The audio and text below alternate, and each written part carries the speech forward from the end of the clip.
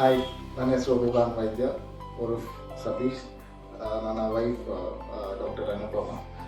Recently we are blessed with a boy baby. ಭಾಳ challenges ಆಗುತ್ತೆ ಅಂತ ಅಂದ್ಕೊಂಡಿದ್ವಿ, but Apollo Cradle proved it wrong.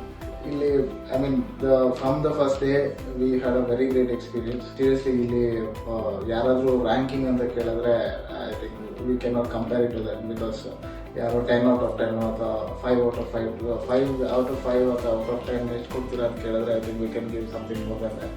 So ಆ ಥರ ಒಂದು ಎಕ್ಸ್ಪೀರಿಯನ್ಸ್ ನಮಗೆ ಬೇಕು. The overall experience was really good. We did not expect that the delivery and the care they took ಇಷ್ಟು ಈಸಿಯಾಗಿ ಆಗುತ್ತೆ ಅನ್ನೋದು ನಾವು ಯಾವತ್ತೂ ಎಕ್ಸ್ಪೆಕ್ಟ್ ಮಾಡಿರಲಿಲ್ಲ.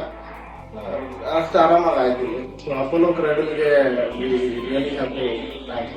And heartfelt gratitude to Dr. Ramratna ma'am and team and whole Apollo Cradle Hospital and ಇವರು ಜಾನ್ಸಿ ಅಕ್ಕ and ಮತ್ತೆ ಗಾಯತ್ರಿ ಅಮ್ಮ ಅಲ್ವಾ ಹೌಸ್ ಕೀಪಿಂಗ್ ಸ್ಟಾಫ್ ಅಂತಂದ್ರೆ ಅವರು ನಮಗೆ ಭಾಳ ಹೆಲ್ಪ್ ಮಾಡಿದ್ರು ಇಲ್ಲಿ.